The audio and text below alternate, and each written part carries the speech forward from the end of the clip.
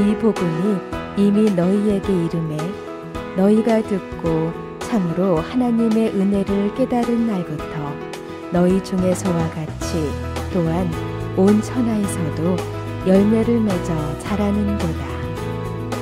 골로새서 1장 6절 말씀. 네, 먼저 6절에 이 복음이 이미 너희에게 이르매 너희가 듣고 라고 기록했는데, 이것은 모든 사람이 복음을 듣고 구원을 받는다는 것을 말씀하는 겁니다. 에베소서 1장 13절에 너희도 진리의 말씀 곧 너희 구원의 복음을 듣고 그 안에서 또한 믿어 약속의 성령으로 인치심을 받았다고 말씀하셨고, 로마서 1장 16절에는 이 복음은 모든 믿는 자에게 구원을 주시는 하나님의 능력이라고 말씀하고 있습니다. 교회를 오래 다녀도 구원 얻을 말씀인 복음을 듣지 못하면 절대로 구원을 받을 수가 없습니다. 이디오피아에서 예루살렘까지 마차를 타고 다니며 예배를 드렸던 이디오피아 내시가 있었습니다. 그러나 구원을 받지 못한 채 종교 생활만 하고 있었습니다. 그런데 하나님이 보내주신 빌립이라는 청년을 만나 마차에서 복음을 듣자 당장 구원을 받게 되었고 세례까지 받게 되었습니다. 고넬료라고 하는 이탈리아 백부장도 경건한 종교 생활은 하고 있었지만은 복음을 듣지 못해서 구원을 받지 못하고 있었습니다. 그래서 하나님은 베드로를 보내주셨고, 베드로가 전한 구원의 말씀인 복음을 듣고 비로소 온 가족이 구원을 받게 되었습니다. 아무리 세련된 종교 생활을 오래 한다 할지라도 구원의 복음을 듣지 못하면 절대로 구원을 받지 못합니다. 오직 구원의 복음을 들을 때만 비로소 구원을 받게 됩니다. 그리고 참으로 하나님의 은혜를 깨달은 날부터 라고 말씀하셨는데, 이 말은 구원받은 날이 있다는 것을 말씀하고 있는 것입니다. 날짜를 꼭 기억해야 하는 것은 아니지만 구원받은 날이 있는 것만은 사실입니다. 어떤 사람은 한 번 복음을 듣고 단번에 구원받은 사람도 있고, 또 어떤 사람은 처음에 복음을 듣고 힘이 했다가 여러 번에 걸쳐서 복음을 듣는 가운데 구원을 받는 사람도 있을 것입니다. 하지만 어떠한 경우이든지 구원받는 것은 일생에 단 한 번밖에 없는 확실한 경험인 것만큼은 틀림이 없습니다. 자신이 구원을 받았는지 또는 안 받았는지 모른다는 것은 구원을 받지 못했다는 증거인 것입니다. 첫날부터 이제까지 복음에서 교제한다는 말씀이나 시작할 때 확실한 것을 끝까지 잡으라는 말씀이나, 이는 우리 구원이 처음 믿을 때보다 가까웠다는 말씀. 자, 이런 말씀들은 모두 구원받은 첫날이 있다는 것을 알게 해주는 말씀인 것입니다. 또 찬송가 405장에도 나 처음 믿은 그 시간 귀하고 귀하다. 이렇게 찬송가를 부름으로써 구원받은 날이 있음을 말하고 있습니다. 신앙생활은 교회당에 나간 날부터 또는 세례받은 날부터 시작하는 것이 아니라 구원받은 날부터 시작되는 것입니다.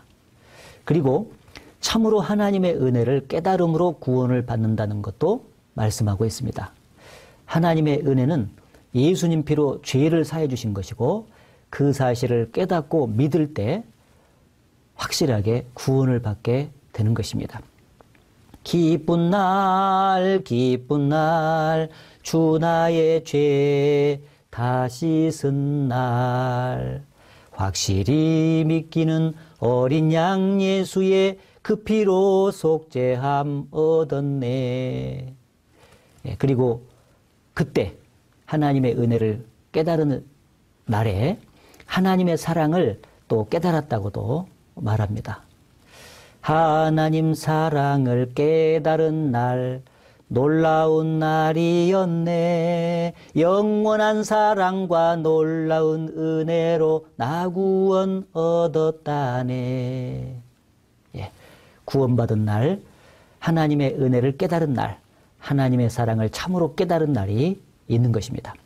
또 너희 중에서와 같이 또한 온 천하에서도 열매를 맺어 자라는도다는 말씀은 구원받으면 삶이 반드시 변화된다는 뜻입니다. 식물이 싹이 나면 자라가며 열매 맺는 모습이 있듯이 사람도 구원을 받으면 반드시 성장과 결실의 모습이 있다는 것을 말씀하는 것입니다. 먼저 너희 중에서와 같이 열매를 맺어 자란다 라는 말씀은 개인적으로 인격적인 성장과 성숙의 과정이 있다는 것을 말씀하는 것입니다. 영혼 구원을 받고 난 이후에 예수 그리스도의 성품을 닮아가는 성품 구원의 과정이 있다는 것을 확실하게 말하고 있는 것입니다. 따라서 구원받은 사람은 말씀과 교제 속에서 지속적인 공급을 받는 가운데 신앙이 계속 자라가며 성령의 9가지 열매를 맺어가야 합니다. 또한 온 천하에서도 열매를 맺어 자란다는 말씀은 복음을 전하는 가운데 전도의 열매가 맺혀서 교회가 성장이 되고 확장되어 갈 것을 말씀하고 있는 것입니다.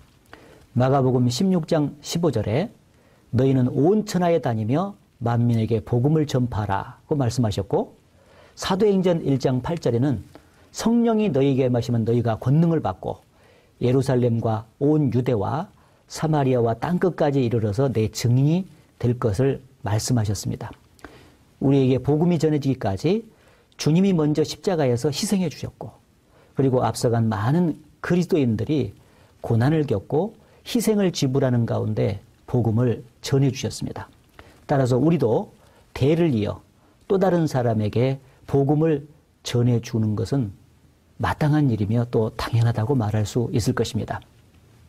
바울 사도가 로마서 1장 14절에 헬라인이나 야만인이나 지혜 있는 자나 어리석은 자에게 다 내가 빚진 자라고 고백했던 것처럼 우리도 복음의 빚진 자인 것입니다. 참으로 주님과 앞서간 믿음의 선진들에게 빚을 갚는 심정으로 모든 것을 바쳐서 복음을 땅끝까지 전해야 할 것입니다. 그 일이야말로 주님을 가장 기쁘시게 하는 길이 될 것입니다. 세상에 값진 그 무엇으로도 살 수 없는 것이었기에 자신의 모든 것 아낌없이 내어주신 그 놀라운 주님의 은혜, 내게 주신 이 복음 부끄러워하느니 세상 모든 사람들 부끄럽다 하여도 나는 감당치 못할 복음의 빚진 자 땅끝까지 이 복음 전하리. 이 복음이 이미 너희에게 이름에 너희가 듣고 참으로 하나님의 은혜를 깨달은 날부터 너희 중에서와 같이 또한 온 천하에서도 열매를 맺어 자라는도다. 골로새서 1장 6절 말씀.